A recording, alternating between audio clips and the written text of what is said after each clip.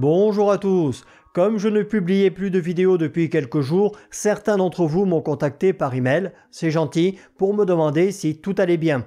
Comme vous le savez ou pas, j'ai un vrai boulot à côté de YouTube qui permet de payer les factures et de remplir le frigo.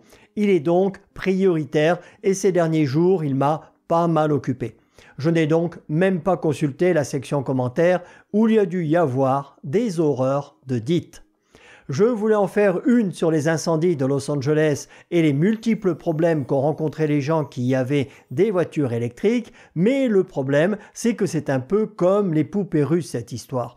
Tu ouvres un tiroir à scandale et à l'intérieur tu découvres 50 boîtes à scandale qui contiennent chacune 50 autres boîtes à scandale.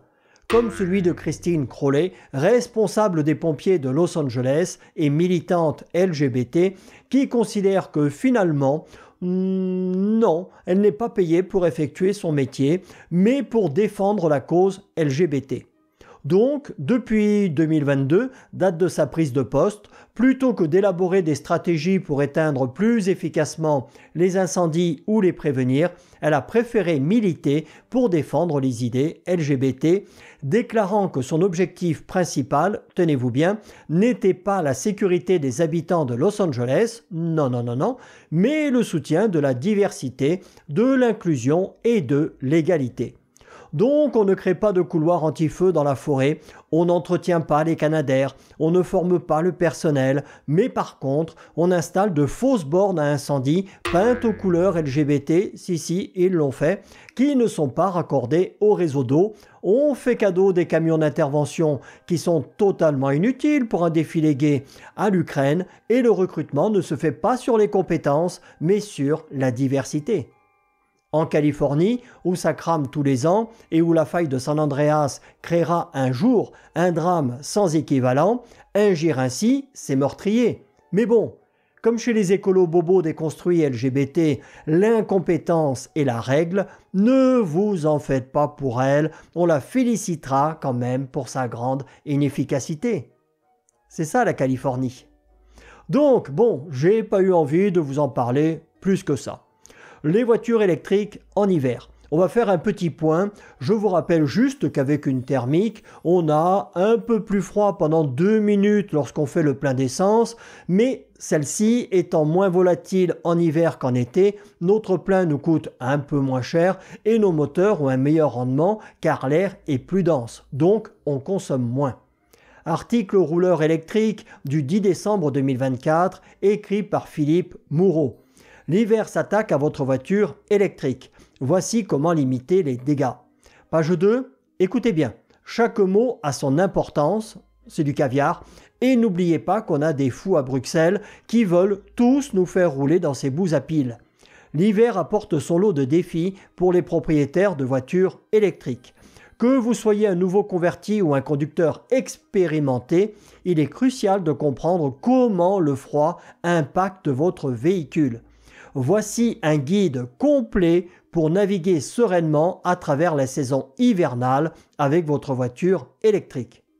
On croit rêver en entendant ça. Maintenant, il faut un guide pour passer l'hiver avec sa voiture. La chute d'autonomie, un phénomène inévitable mais gérable. On nous explique que la baisse d'autonomie est un phénomène notable du froid sur les voitures à piles et qu'elle peut aller jusqu'à 50% avec une moyenne à 30%. Donc, imaginez notre très cher R5 e-Tech, tout à fait au hasard, dont on parle souvent avec une perte de 30% d'autonomie sur autoroute. On passera donc de 150 km autonomie réelle mesurée à 100 km. Tu roules 3 quarts d'heure, tu t'arrêtes 3 quarts d'heure. Ça, c'est de la sécurité routière. Mais bon, il va y avoir un moment donné où il va quand même falloir arrêter avec les débilités et peut-être redescendre sur Terre. Donc, la température idéale pour une batterie lithium-ion se situe entre 20 et 45 degrés. Ça fait pas une large plage d'utilisation. En dessous de 20 degrés, même en stationnement, le véhicule va utiliser une partie de son énergie pour maintenir la batterie dans sa bonne plage de fonctionnement. Une étude récente menée aux États-Unis par Recurrent Auto sur plus de 10 000 véhicules électriques a révélé que ceux-ci conservaient en moyenne 70% de leur autonomie par temps glacial. Ils en perdent donc 30 en moyenne, avec l'Audi e-tron qui ne perd que 16%, et curieusement, la Volkswagen ID.4, qui fait partie du même groupe, qui elle en perd 46%. Elle perd la moitié de sa déjà bien faible autonomie. C'est de la folie. Et donc leur conseil, c'est de laisser son véhicule branché autant que possible, surtout la nuit, et d'utiliser le système de préconditionnement si le véhicule en est équipé. Cette astuce permettant de réchauffer la batterie avant votre départ, réduisant ainsi la consommation initiale d'énergie.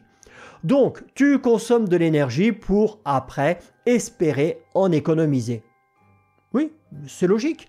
C'est comme sur une thermique, si tu laisses tourner le moteur toute la nuit, le matin, il sera chaud. Élémentaire, mon cher Watson. Page 3. On nous explique que lorsque la température descend au-dessous de 0 degré, la capacité de l'anode à capturer les ions lithium diminue, que ce phénomène s'appelle coating, et que donc il vaut mieux vivre sous les tropiques qu'en Belgique si on possède une voiture électrique. Amitié à nos amis belges, vous êtes de plus en plus nombreux à suivre la chaîne et vive l'autocopie, c'est la meilleure. Cette année, elle va gagner le Tour de France, j'en suis sûr.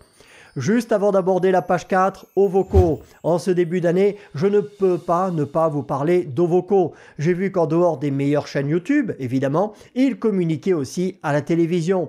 Est-ce que je dois vous le rappeler? Ovoco, c'est une plateforme qui regroupe plus de 4200 professionnels de la pièce détachée d'occasion, répartis dans toute l'Europe, plus de 22 millions de pièces détachées en stock, paiement sécurisé, 14 jours pour envoyer les pièces si elles ne conviennent pas, et les vendeurs sont notés par les clients. Franchement, on n'est pas loin de la perfection. Même si, c'est la réalité. Malgré leur large choix pour tous les modèles, on n'est pas absolument sûr et certain de trouver la pièce que l'on recherche. C'est ce qui m'est arrivé pour la commande de chauffage de mon Toyota Land Cruiser, que pour l'instant je n'ai pas trouvé ailleurs non plus. Donc pour moi, Ovoco, ça reste le plus large choix de pièces détachées d'occasion en Europe, avec en plus un excellent niveau de prestation. Tu ne te retrouves pas, ça m'est arrivé, ça m'est vraiment arrivé, face à un gars qui te dit « oui, je dois en avoir un là-bas au fond, allez fouiller et le démonter si vous y arrivez ». Et toi, tu te retrouves à chercher une pièce hypothétique en pataugeant dans les flaques d'huile, entre les ronces, les rats et le tétanos. Ovoco, le lien est dans le descriptif. Page 4, on nous explique que ces bouses à piles se rechargent moins vite en hiver qu'en été et je t'explique pas à quel point tu te pèles pendant la recharge.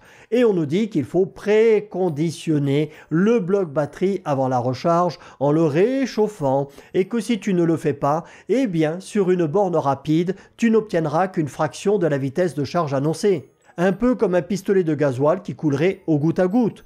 Si on mettait ça dans une fiction, on nous dirait qu'on exagère. Et pourtant, c'est la réalité. On vit vraiment dans un monde de fous. Page 5, l'avant-dernière, celle-là, c'est la cerise sur le gâteau. The cherry on the top of the cake. Vous avez vu, je parle bien anglais, hein? Même le freinage régénératif sera affecté par le froid et donc pour qu'il soit plus efficace, je n'invente rien, c'est marqué. Il faut préchauffer le véhicule avant le départ, laisser la voiture branchée toute la nuit et programmer son heure de départ pour que le véhicule soit à température optimale. Je vous promets, je n'invente rien, c'est marqué. On vit vraiment dans un monde de fous. Allez, page 6, la dernière, le chauffage de l'habitacle, un compromis entre confort et autonomie.